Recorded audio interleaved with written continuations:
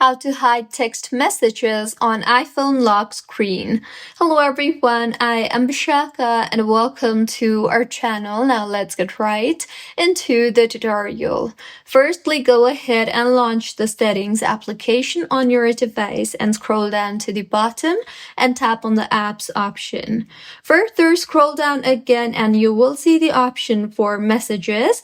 Tap on it, and now in the interface that you will be led to, you can tap on the notifications option you see there, and in this particular interface you will see the option for show previews. So tap on the show previews option and you can then go ahead and select the option for never, or simply select the option for when unlocked, and with this, text messages on your iPhone will be hidden on your lock screen, and depending on your settings, you can simply unlock it when you unlock your iPhone only, or simply open the messages application and be able to see the message. So this was about how you can hide text messages on iPhone lock screen.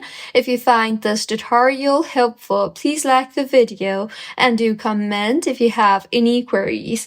Also, do subscribe to our channel for more helpful tutorials like this. See you on the next one.